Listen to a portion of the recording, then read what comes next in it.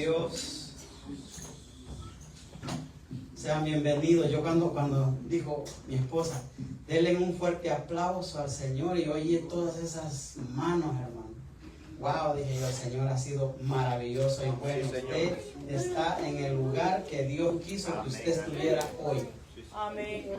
Porque muchas veces, hermano, nosotros tal vez no queremos, pero Dios así lo ha decidido. Así que salúdese con su hermano, su hermana, dele la bienvenida, salga de su silla, dele una bienvenida calurosa, porque mire, hermano, necesitamos una bienvenida calurosa. ¿Usted sabe cuánto frío está haciendo allá afuera? Bendito sea Dios. Aleluya. Gracias, Señor. Bendito es el Padre. Bendito sea el Hijo de Dios. Sí, Señor. Y bendito sea su Santo Espíritu precioso, el cual está aquí con nosotros. Amén. También damos la bienvenida a nuestros hermanos, amigos que nos están visitando, ¿verdad? Y bienvenida también a todos aquellos que nos vayan a estar viendo, ya sea ahora, mañana, cuando se vayan a conectar. Bienvenidos también. Así de que le damos gracias al Señor. Aleluya. Estamos contentos, hermano. Miren, nosotros hacemos fiesta para el Señor Amén. todas las veces que nos reunimos. Amén. Pero este día es un día muy especial. Sí, amén. Porque, hermanos, nosotros tenemos que aprender y entender lo que esto significa. Lo que es comer el pan, comer el cuerpo de Cristo y tomar su sangre, tomar el vino, ¿verdad? No fermentado. Entonces vamos a orar. Póngase de acuerdo conmigo, vamos a orar. Padre, buen Dios, te damos gracias, gracias, gracias, Señor, porque tú has sido bueno, porque para siempre es tu misericordia, tu verdad, por todas las generaciones, como dice tu palabra, Señor. Yo bendigo a cada uno de mis hermanos que han tomado de su valioso tiempo, Señor, y venir a adorarte, a glorificarte, y ahora, Señor, a escuchar el consejo de la palabra, Señor. Mira, Dios mío, que tú has preparado mesa para nosotros en esta noche, Señor, y tú nos invitas a cada uno de nosotros, Señor. Te pedimos, bendito Espíritu Santo, que nos ministres nuestros oídos espirituales para poder escuchar tu voz. Señor, te damos gracias, bendecimos a nuestro apóstol Sergio también, Señor amado, en el nombre de Jesús, y te damos a ti la gloria, y siempre te vamos a dar a ti la honra, el honor, por siempre y para siempre. Amén, amén y amén. ¿Pueden sentarse, mis amados? Ay, gracias, Señor. Qué preciosas alabanzas. Amén. Yo quisiera seguir adorando al Señor. Esa alabanza, imagínense qué tremendo. Hoy te siento, Señor, muy dentro de mi vida, y no puedo dejar de sentirte otra vez mientras tenga yo vida. Ese canto tan maravilloso, hermano, mora en mi vida, se llama. Bendito sea Dios. Damos gracias al Señor. Y bueno, tengo que avanzar, hermanos, porque el tiempo, mira cómo va de rápido. Le damos gracias al Señor. Quiero llegar a donde quiero llegar y espero poder llegar. Quiero hablarle en esta noche del el deleite en medio de las pruebas. Santo. Hermano, en medio de las pruebas.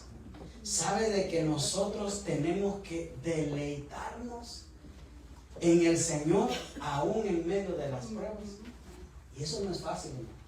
¿Quién le da gracias a Dios cuando está pasando por un problema grande? Gracias, Señor, por esta situación, porque sé que me va a llevar un paso más arriba, un peldaño, un escalón más arriba. Amén. Nadie lo hacemos, hermano. Santo. Difícilmente lo hacemos. Tenemos que tener el Espíritu Santo bien, pero bien en lo más profundo de nuestro corazón, allá donde ni un pensamiento humano puede entrar, y solamente Él puede entrar. Entonces, deleitarnos en medio de la prueba, hermano, es bien fácil decirlo, pero no es lo mismo estarlo viviendo. Así es. Mire, yo me puse aquí una nota, dice: es una alegría profunda que no depende de las circunstancias, sino de encontrar satisfacción y plenitud en Dios, a pesar de los problemas, es gozarse con la esperanza de que las pruebas afirman nuestra fe. Santo Mire, hermano, Dios. eso es deleitarse en medio de las pruebas. Y aquí el apóstol Santiago nos dice en el libro, su libro, ¿verdad? En el capítulo 1, versos 2 y 3, nueva traducción viviente, le voy a leer. En el nombre del Padre, del Hijo y del Espíritu Santo, bendito. Amén.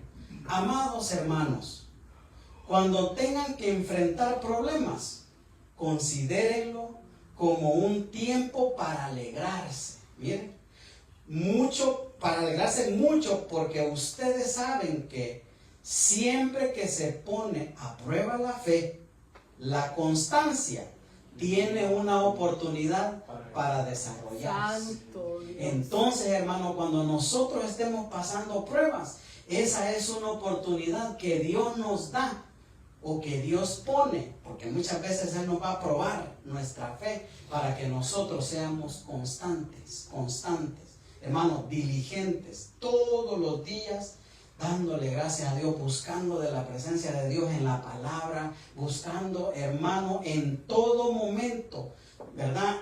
Dice aquí, siempre que se pone a prueba la fe, la constancia tiene una oportunidad para desarrollarse. ¿Se acuerda que el apóstol Pablo le decía, Señor, mira que este aguijón ya no lo soporto? ¿Y qué le dijo el Señor? Bástate de mi gracia, porque en tu debilidad se perfecciona mi poder. Aleluya. De no ser así, Pablo, tú no me vas a buscar como yo deseo que me busques. Entonces, hermano, es bien difícil muchas veces, pero solamente el Espíritu Santo de Dios, que nos da la fuerza, la fortaleza, solamente en Él podemos encontrar esa fuerza, esa fortaleza para nosotros, Sí, hermano, deleitarnos. ¿Qué es deleitarse, hermano? ¿Qué es? ¿Alguien me puede decir qué es deleitarse? Ya lo acabo de leer hace un ratito, ¿verdad? Es gozarse en las pruebas. Y miren, aquí hay una historia tremenda, deleitándose en las pruebas. Está en Hechos 27-23, pero ¿sabe qué? Quiero ir a la Biblia y leer varios versículos ahí, porque Hechos, ¿qué le dije? Nadie se acuerda. Bendito sea Dios, hasta a mí se me olvidó a mí. 27, ok. Hechos 27. Vamos a leer desde el 4. Rápido lo voy a hacer porque sé que el tiempo va volando. Dice, desde allí nos hicimos a la mar y nos topamos con fuertes vientos de frente que hacían difícil mantener el barco en curso. Así que navegamos hacia el norte de Chipre, entre las islas y el continente, navegando en mar abierto, pasando por las costas de Cilicia y Panfilia, y desembarcamos en Mira, en la provincia de Licia. Allí el oficial al mando encontró un barco egipcio de Alejandría y con destino a Italia, y nos hizo subir a bordo. Tuvimos que navegar despacio por varios días y después de serias dificultades, por fin nos acercamos a Quidno, pero teníamos viento en contra, así que cruzamos a la isla de Creta navegando al resguardo de la costa de la isla, no con menos vientos, frente al cabo de Salmón. Seguimos por la costa con mucha dificultad y finalmente llegamos a buenos puertos cerca de la ciudad de Lasea. Habiendo perdido bastante tiempo, el clima se ponía cada vez más peligroso para viajar por mar, porque el otoño estaba muy avanzado, y Pablo comentó eso con los oficiales del barco. Fíjense bien, Pablo les dijo, señores, creo que tendremos problemas más adelante. Si seguimos avanzando, naufragio, pérdida de la carga y también riesgo para nuestras vidas. Pero el oficial a cargo de los prisioneros les hizo más caso al capitán y al dueño del barco, ya que Buenos Puertos era un puerto desprotegido. un mal lugar para pasar el invierno. La mayoría de la tripulación quería seguir hasta Fenice, que se encuentra más adelante a la costa de Creta, recuerde ese nombre, Creta, y pasar el invierno allí. Fenice era un buen puerto con orientación solo al suroccidente y al noroccidente. Cuando un viento suave comenzó a soplar desde el sur, los marineros pensaron que podían llegar a salvo. Entonces levaron anclas y navegaron cerca de la costa de Creta, pero el clima cambió abruptamente. Diga conmigo, abruptamente. Y un viento huracanado llamado nororiente sopló sobre la isla y nos empujó a mar abierto. Los marineros no podían girar el barco para hacerle frente al viento, así que se dieron por vencidos y se dejaron llevar por la tormenta. Navegamos al resguardo del lado con menos vientos de una pequeña isla llamada Cauda, donde con gran dificultad subimos a bordo el bote salvavidas. Mire, subieron al borde del bote salvavidas. Era un bote más pequeño obviamente que el barco, que era remolcado por el barco. Después los marineros ataron cuerdas alrededor del casco del barco para reforzarlo. Tenían miedo de que el barco fuera llevado a los bancos de arena de Sirte frente a las costas africanas. Así que bajaron el ancla flotante para disminuir la velocidad del barco y se dejaron llevar por el viento. El próximo día, con la fuerza del vendaval, seguía azotado el barco. La tripulación comenzó a echar la carga por la borda. Luego, el día siguiente, hasta arrojaron al agua parte del equipo del barco. La gran tempestad rugió durante muchos días, ocultó el sol y las estrellas, hasta al final se perdió toda esperanza. Fíjense bien, nadie había comido en mucho tiempo. Finalmente Pablo reunió la tripulación y les dijo: señores, ustedes deberían haberme escuchado al principio y no haber salido de Creta. Así se hubieran evitado todos estos daños y pérdidas. Pero anímense, que ninguno de ustedes perderá la vida, aunque el barco se hundirá. Hermano, me canso solamente de imaginarme estar metido, hermano, muchos días. Dice, ¿usted ha visto esa película, la tormenta perfecta? ¿Alguno de ustedes la ha visto? Gracias a Dios, hermano, que no la ha visto. Hermano, esa fue de la vida real. Esa tormenta se llama la tormenta perfecta porque duró más o menos 3 días. Eso sucedió hace muchos años y de ahí fue que sacaron la película esa. Pero bueno, hermano, en 3 días, y si usted la vio, qué horrible fue, ¿verdad? Hermano, ellos pasaron cualquier cantidad de problemas. Imagínense estar metidos en ese barco, hermano, donde los vientos, si una sola noche, hermano, los discípulos no aguantaron cuando tenían esa grande tempestad, estaban tan desesperados, ellos preocupados de que iban a perder la vida, cuando se acuerda que Jesús se les apareció en el agua y les dijo: pasa a ustedes, y todo, ¿verdad? Cuando se acuerdan de esa historia. Entonces, imagínense con una sola tormenta ellos cómo se sentían, cómo se habrán sentido esos de la tormenta perfecta, hermanos. Y estos vivieron 14 días metidos en esa tormenta, hermanos, contando también las noches. ¿Y sabe qué? Aún sin comer. Miren, hoy llegamos aquí al 23. Pues anoche un ángel de Dios, a quien pertenezco y a quien sirvo, estuvo a mi lado y dijo: Pablo, no temas, que es lo que leímos, porque ciertamente serás juzgado ante el César. Además, Dios en su bondad ha concedido protección a todos los que navegan contigo. Así que anímense. Aleluya. Pues yo le creo a Dios y sucederá tal como Dios lo dijo. Miren la fe que tenía el apóstol Pablo, hermano. El apóstol Pablo, él pudo, hermano, salirse de esa tormenta. Cuando lo acusaban, aquí Pablo estaba prisionero.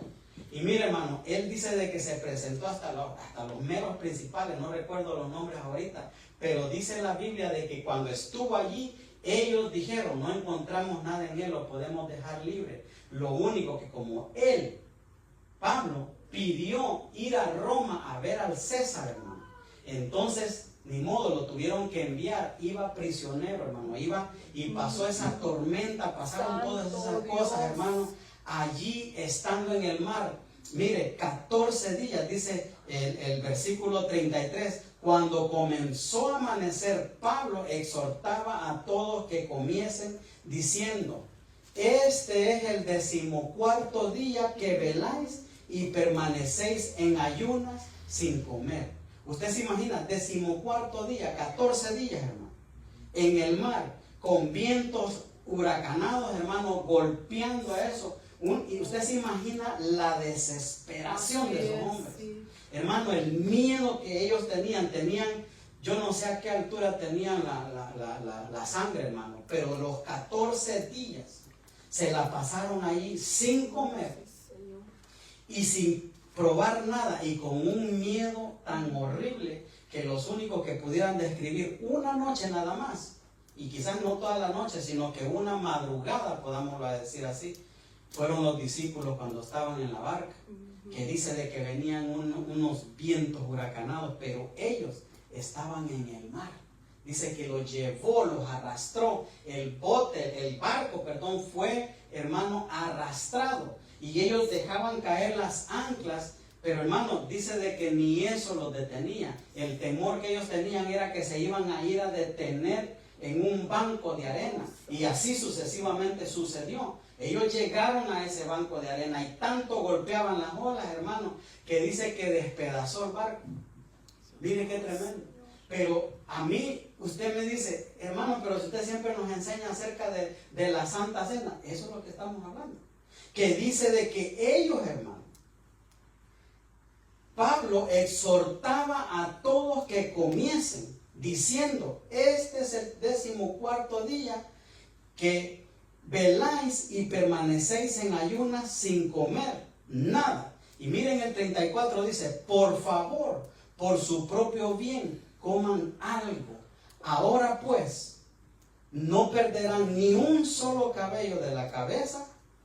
Y entonces vino Pablo, así que tomó un poco de pan, aleluya, dio gracias a Dios delante de todos allí, amén, partió un pedazo y se lo comió. Aleluya, el cuerpo de Cristo. Sí, Señor. Entonces todos se animaron y empezaron también a comer. Sí, sí. Hermano, pero a mí lo que me llama la atención es esta, que dice allí que Pablo dio gracias a Dios delante de todos.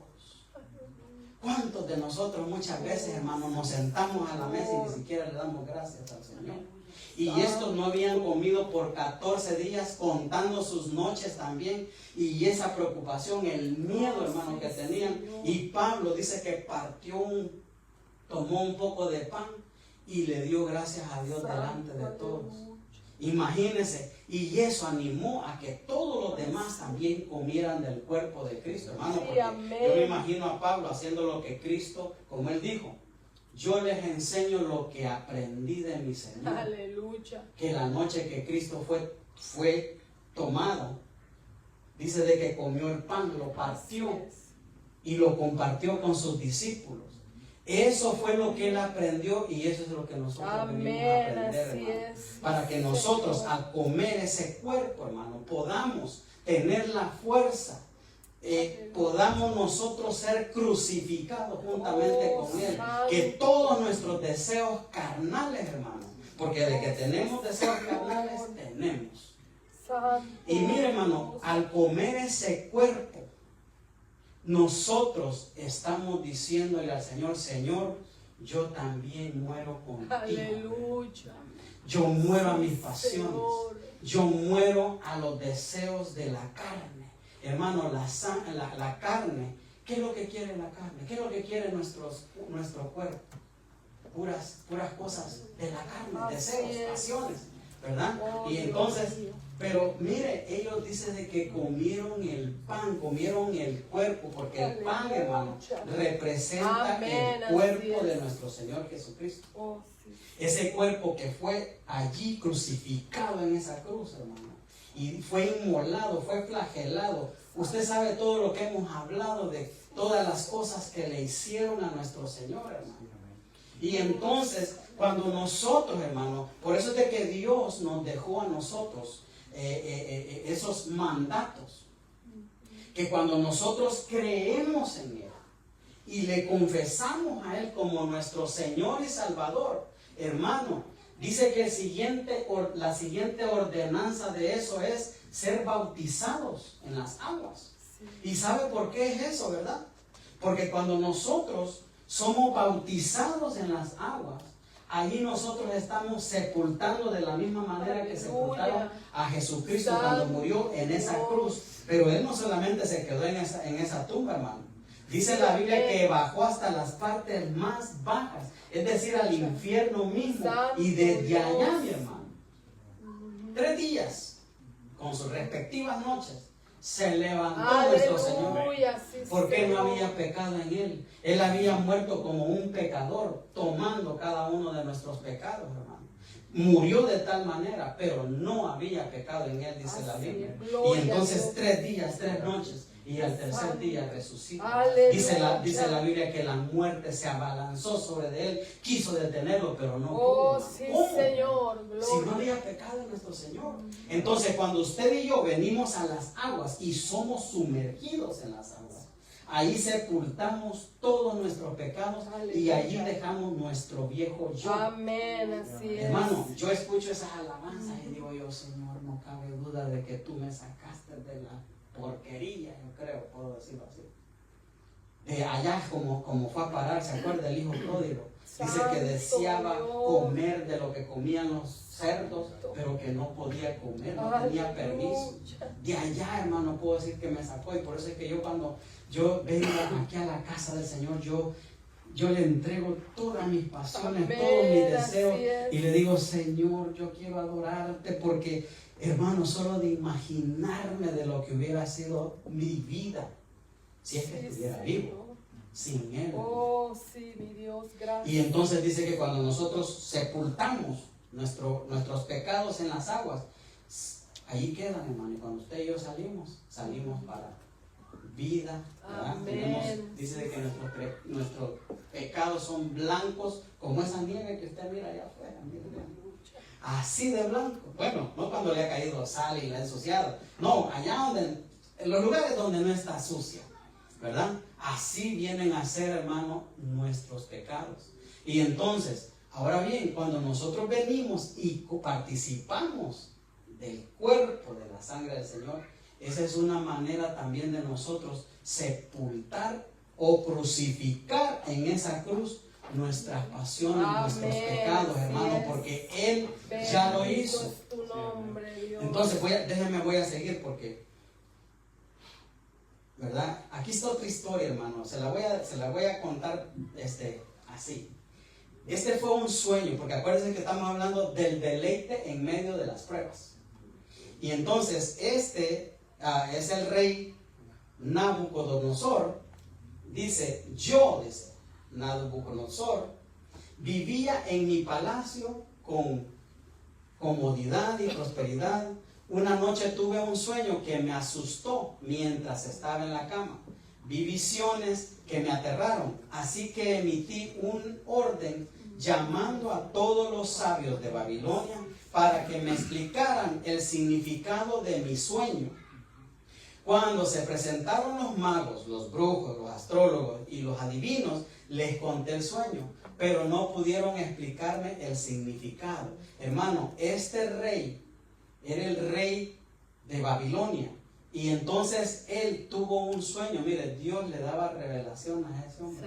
Acababa de tener un sueño unos capítulos anteriores donde dice de que él tuvo un sueño y que le llamó a todas esas listas que vemos allí y les dijo, quiero que me cuenten el sueño que yo soñé.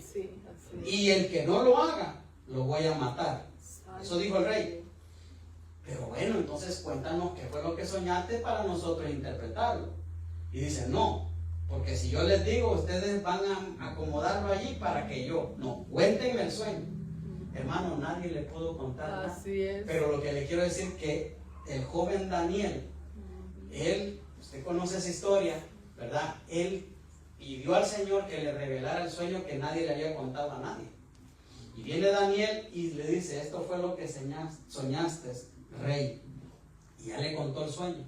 Hermano, mire qué hombre, ¿cuál fue el error aquí en este capítulo de él? ¿Usted puede notar el error? Nadie lo puede notar, se lo voy a decir. Mire, dice de que cuando se presentaron ante él, ¿quiénes? Magos, brujos, astrólogos, adivinos, y dice que les contó el sueño, pero nadie le pudo explicar. Hermano, acababa de él saber que había un hombre de Dios allí que le podía revelar los sueños, mas sin embargo acudió a los brujos, a los hechiceros, a los magos para que le contaran el sueño. ¿Por qué no fue, hermano, directamente? Yo ya sé que Daniel, él sí me lo puede decir, lo dejó de segunda alternativa. Santo. Y entonces viene Daniel y le cuenta el sueño. Hermano, dice que mire aquí, dice Daniel, este fue el sueño que él tuvo. Serás echado de entre los hombres y tu morada estará con las bestias del campo y te darán hierba para comer como el ganado y serás empapado con el rocío del cielo y 7 tiempos pasarán sobre ti hasta que reconozcas que el Altísimo domina sobre el reino de los hombres y que lo da a quien él le place. Esa fue la revelación que él tuvo. Y Daniel se la estaba contando aquí, hermanos. Pero sabe de que con todo eso, que se la explicó, tú vas a vivir esto, rey. Te van a pasar estas cosas. Arrepiéntete, le dice. Busca. Dios. ¿Y sabe qué es lo que él hizo? Menospreciar, hermano, lo que le había dicho Daniel. Mire, en el 31, ese que era el 25. Entonces, aquí va lo que le dijo. Rey Nabucodonosor, por favor acepten mi consejo. La importancia, hermano, de muchas veces nosotros tenemos que aceptar consejo. Amén. ¿Cuántas veces nos aconsejan a nosotros y muchas veces menospreciamos los consejos y por eso muchas veces pagamos las consecuencias? Hermano, pudo haber sido mejor, pero sin embargo viene a ser peor a causa de no aceptar un consejo. Y aquí el hombre de Dios le dio un consejo. Le dijo, Rey Nabucodonosor, por favor acepte mi consejo, deje de pecar y haga lo correcto, apártese de su perverso pasado y sea compasivo con los pobres. Quizá entonces pueda seguir prosperando. ¿Se acuerda lo que le acababa de contar él, verdad? Lo que le habría de pasar. Es decir, que en ese momento todavía no le había pasado. Solo se lo reveló, hermano. Y aparte de eso lo aconsejó. Y mire, y dice, mientras en el 31, entonces cuando él le dio este consejo, hermano, 12 meses después, se le olvidó al rey. Santo Dios. Y empezó y salió. Usted sabe, yo conozco a alguien así.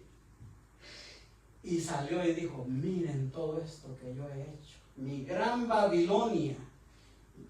Yo lo he hecho. Miren, él se alzaba y decía, yo hice todo esto.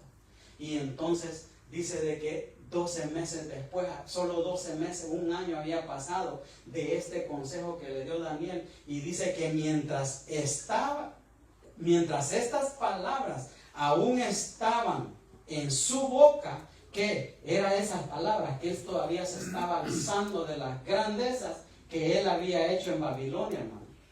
Y dice que mientras esas palabras aún estaban en su boca, se oyó una voz del cielo que decía, Rey Nabucodonosor, este mensaje es para ti.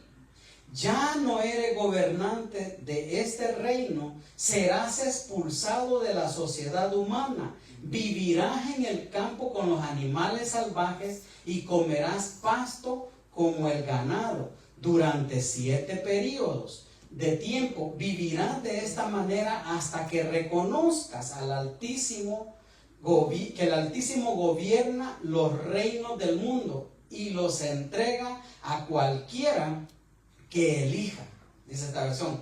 En ese mismo momento se cumplió la sentencia y Nabucodonosor fue expulsado de la sociedad humana, comió pasto con el ganado y lo mojó el rocío del cielo. Vivió de esa manera hasta que el pelo le creció tan largo como las plumas de las águilas y las uñas como las garras de un ave. Hermano, se volvió loco. Ese hombre, hermano, tan grande había crecido que, hermano, la sentencia le llegó y no tuvo más los pensamientos que usted y yo tenemos. Pensó como un animal. Hasta allí lo sobajó el Señor a causa del orgullo de él. Mira, hermano, Oh, Dios. qué tremendo. Y ahí está.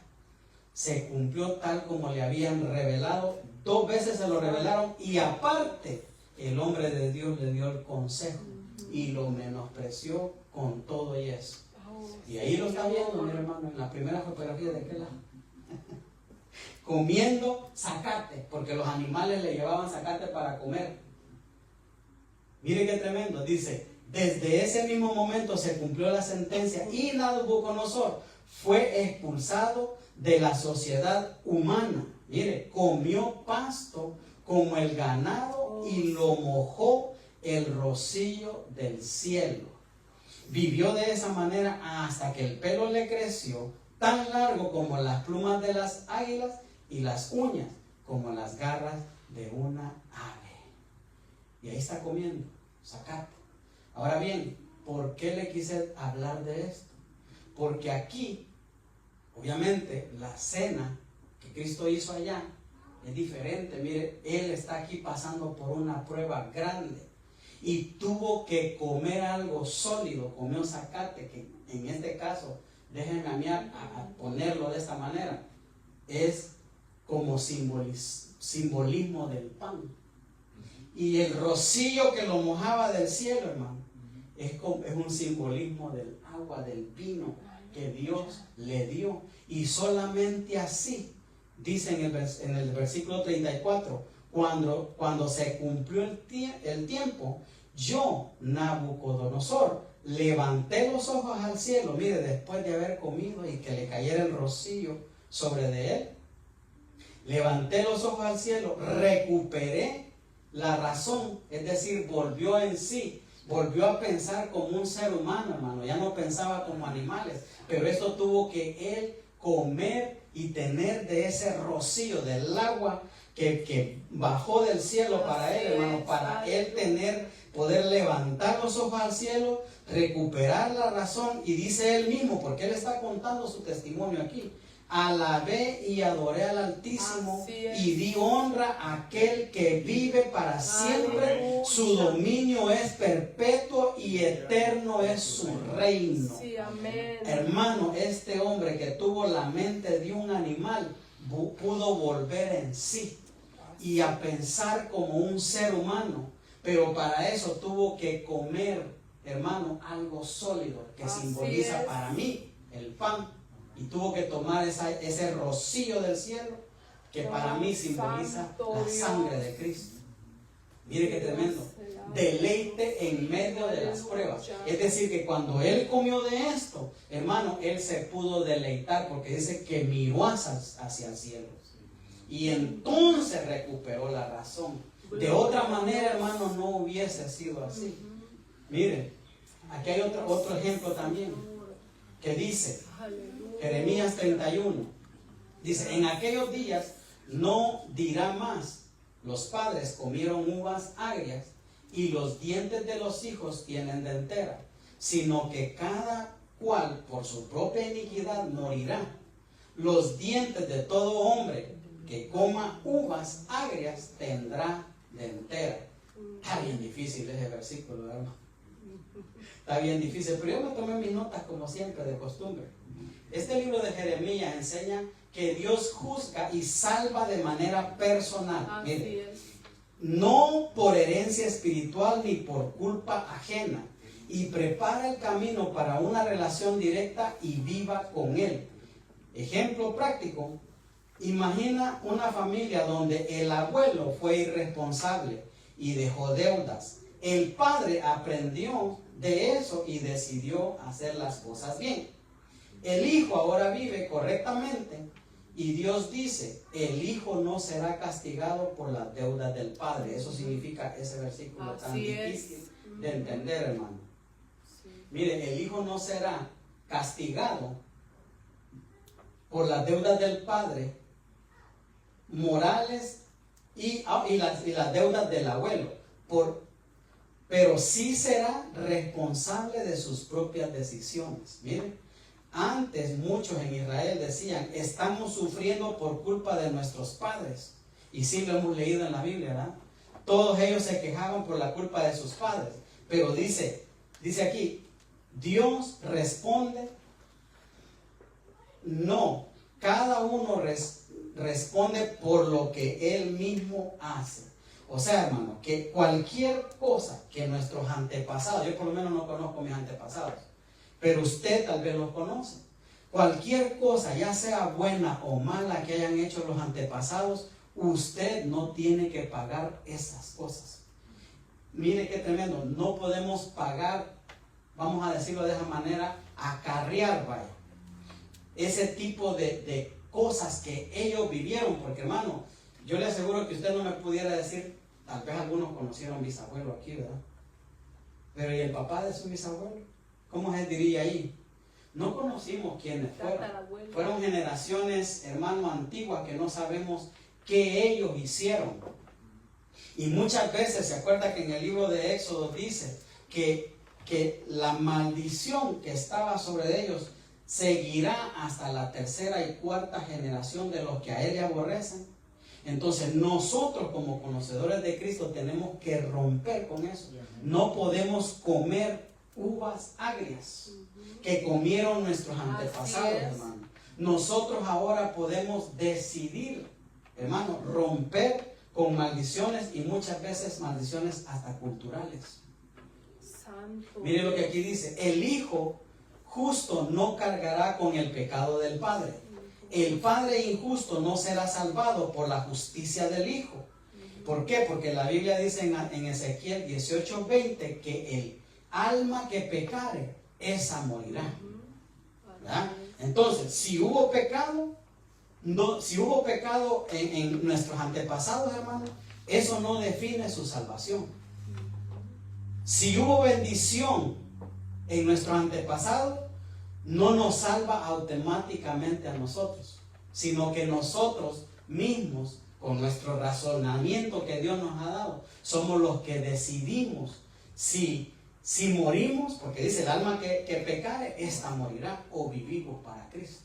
De nosotros depende. Es que lo que quiero decir aquí, que nosotros no tenemos que comer las uvas agrias que comieron nuestros padres. Santo Dios. Nadie puede justificarse diciendo: así me enseñaron a mí, o así fueron mis padres. Cada persona debe responder personalmente al llamado de Dios. También trae esperanza. No estás condenado por el pasado de tu familia. Nadie de nosotros, hermano, estamos condenados por el pasado de nuestra familia. Mire lo que dice Éxodo 20:5. Y no te inclinarás a ellas ni las honrarás, porque yo soy Jehová tu Dios, fuerte, celoso, que visito la maldad de los padres sobre los hijos hasta la tercera y cuarta generación de los que me aborrecen. Entonces, usted y yo, hermano, no podemos comer las uvas agrias que comieron nuestros antepasados, sino que vamos a decidir seguir a Cristo. Como dice aquel canto, ¿verdad? Yo he decidido seguir a Cristo. Yo he decidido seguir a Cristo. ¿Cuántos han decidido seguir a Cristo? Amén. Amén. Gloria a Dios. Entonces, Dios, hermano, Él puede desarraigar de raíz cualquier maldición generacional. Así es, Solo se amén. requiere de que usted y yo, hermano, primeramente arrepentirnos de nuestros pecados. Luego aceptar a Cristo como nuestro Señor y llevar ese proceso día a día, hermano, de sanidad. Porque, hermano, muchas veces puede haber maldición a causa, hermano, de cualquier cosa que haya pasado en el pasado. Mire lo que dice, lo que acabamos de leer, Ezequiel 18:4 dice: pues todos los seres humanos son míos para juzgar, los padres y los hijos por igual. Esta es mi regla: la persona que peque es la que morirá. Supongamos que cierto hombre es recto y hace lo que es justo y correcto. No participa de los banquetes que se ofrecen en los montes ante los ídolos de Israel, ni le rinden culto. No comete adulterio, ni tiene relaciones sexuales con una mujer durante su periodo menstrual. Es un acreedor compasivo. No se queda con objetos entregados en garantía por deudores pobres. No les roba a los pobres, más bien les da de comer a los hambrientos y les da ropa a los necesitados. Entonces, hermano, Dios, Él puede romper cualquier tipo de maldición. Solo se requiere que, hermano, no participemos de los banquetes, como dice ahí, que se ofrecen en los montes a los ídolos. Mire, Jeremías 31:27 dice: se acerca el día, dice el Señor, que aumentaré en gran manera la población humana y el número de los animales en Israel y Judá. En el pasado, con determinación, desarraigué y derribé a esa nación. La derroqué, la destruí y sobre ella traje el desastre. Pero en el futuro, diga conmigo, en el futuro, con la misma determinación, la plantaré y la edificaré. Yo, el Señor, he hablado. Aleluya. Hermano, usted y yo somos el fruto de esa plantación nueva y de esa amén. Edificación Así nueva. es. Porque esto fue una profecía, acuérdese, del profeta Jeremías. Entonces, hermano, Cristo, Él a nosotros nos ha plantado aquí. Él nos ha edificado y nos va formando día a día, hermano. Qué bonito es cuando Cristo, nosotros abrimos nuestro corazón a Él y Él entre nosotros. Y mire lo que hace aquí. Esta es otra historia también. Dice Lucas 19:5-7.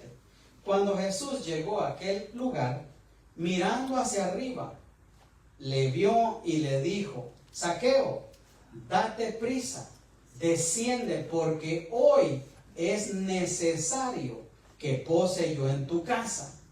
Entonces él descendió a prisa y le recibió gozoso. Al ver esto, todos murmuraban diciendo que había entrado a posar con un hombre pecador. En cierta ocasión yo hablé de todas las mesas donde Cristo se sentó a comer. Hermano, hablé que se sentaba con los fariseos, se juntaba con los leprosos, se sentaba a comer en la mesa de los pecadores, se sentaba a comer en la mesa de los incrédulos. Y aquí, mire, este Zaqueo, hermano, ¿usted sabe quién era Zaqueo? Se dedicaba a saquear la gente. A todos los que estaban ahí, él cobraba los impuestos y los cobraba de más. Santo Dios. Y entonces, hermano, Cristo, él, como él era un pecador, este Zaqueo, hermano, él lo que hizo fue que, mire, qué bonito, hermano. Usted sabe que cuando a uno lo invitan a comer, ¿quién paga? El que lo invitó, ¿verdad? Aunque a menos que le quieran hacer la invitación china, como acostumbramos por allá en nuestros países. Pero aquí, hermano, Cristo se invitó él solo. Y se invitó con un cobrador de impuestos. Alguien que le robaba a la gente, ¿no? Y a mí este pasaje me llama mucho la atención, me apasiona porque mire lo que sucedió ya en Lucas 19:8. Dice: después de la comida. Hay una versión, porque esta es la traducción actual, pero hay una versión que dice: después de la cena. Dice: Zaqueo se levantó y le dijo a Jesús: Señor, voy a dar a los pobres la mitad de todo lo que tengo. Y si he robado algo, devolveré 4 veces esa cantidad.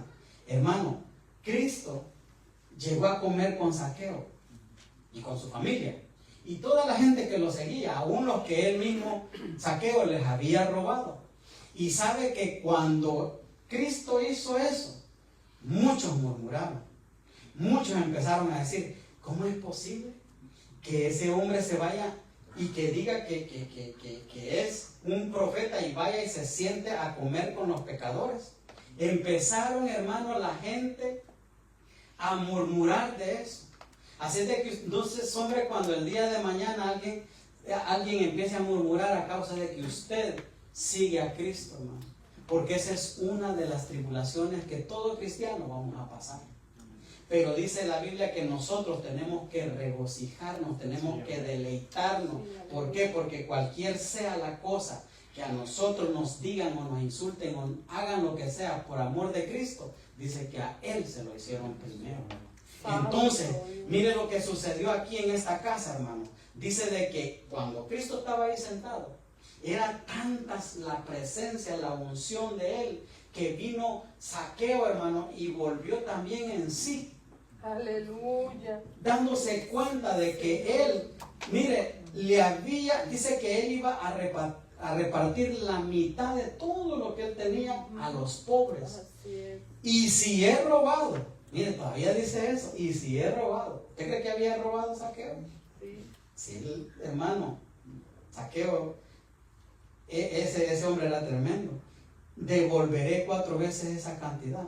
Entonces Jesús le respondió, desde hoy, diga conmigo, desde hoy, tú y tu familia son salvos. Aleluya. Pues eres un verdadero descendiente de Abraham. Amén. Santo. Hermano, Abraham, ¿qué cosas hacía? Eso, Puras cosas buenas, sí, ¿no? amén, así es. ¿Y por qué este hombre había salido pícaro? Y había muchos de ellos también, hermano.